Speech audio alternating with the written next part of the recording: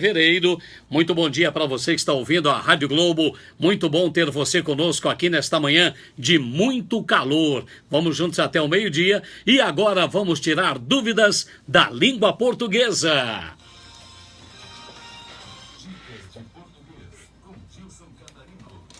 Comigo aqui nos estúdios da Rádio Globo com o seu vozeirão, o professor Dilson Catarino. Muito bom dia, professor. Bom dia, Júlio César. Bom dia a todos os ouvintes. O Júlio César, o comunicador da família. Ficou bacana, hein? Ficou bonito, hein?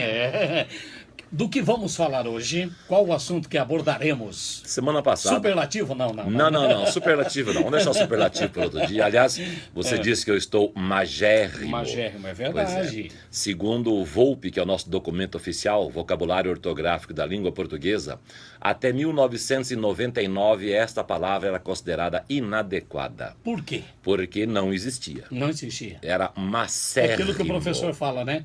Existia porque a gente fala, mas inadequadamente.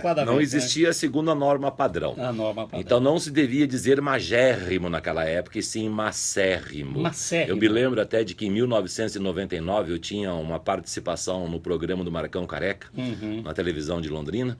E naquela ocasião, nós falamos sobre isso, falando, não diga magérrimo.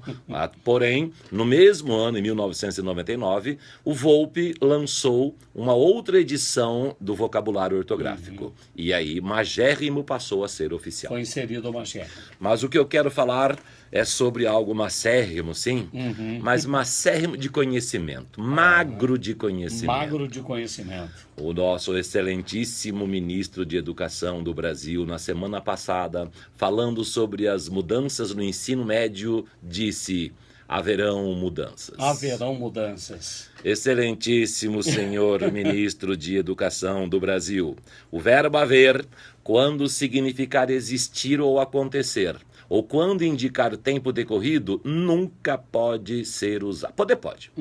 Você pode fazer o que você quiser. Sim. Mas se quiser usar a língua padrão, não deve ser usado no plural, só no singular. Então, o excelentíssimo ministro de Educação deveria dizer... Cometeu um deslize com Z. Um deslize com Z. E não seria um deslize...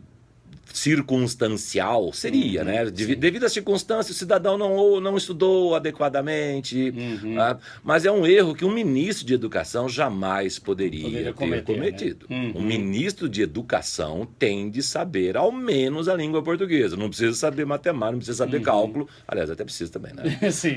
Mas haverão mudanças, senhor ministro? Não.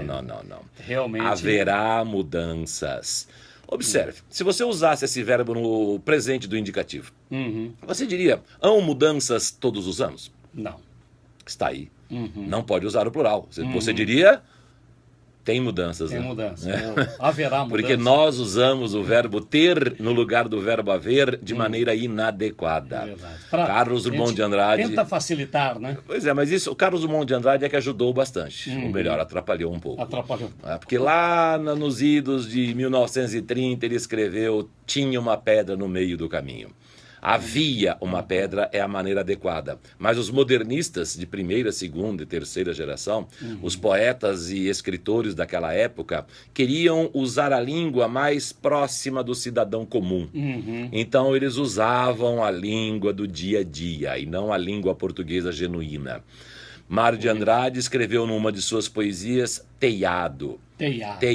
Porque era como o cidadão comum falava naquela época. E ele falava exatamente sobre isso, sobre o cidadão que consertava o telhado. Né? Eles escreviam guspe em vez de cuspe. Com C, né? Então Carlos Drummond de Andrade fez uma poesia mais próxima do cidadão comum. Tinha uma pedra no meio do caminho. Mas o adequado, havia uma pedra no meio do caminho. Então nós passamos a usar o verbo ter até como um vício. Certo? Sim. Mas tudo bem, o cidadão comum pode errar à vontade, mas um ministro de Educação, principalmente em rede nacional, tem que tomar um pouquinho mais de cuidado. Tem que ter uma assessoria, ali um pouquinho, assessoria com 2 S e 2 S. Né? Tem que ter uma assessoria mais presente, uma assessoria que fala: ô ministro, olha, haver é só no singular. Sim. Então, senhor ministro, haverá mudanças. Outra falha muito comum, né, professor, é o uso do houveram, né? Então, da mesma forma, né? É o verbo haver, Uhum. significando existir ou acontecer, singular não importa o tempo. Uhum. Há mudanças todos os anos. Houve mudanças no passado, haverá mudanças no futuro. Havia mudanças naquela época, sempre no singular. Sempre no singular. Não deve ser usado no plural.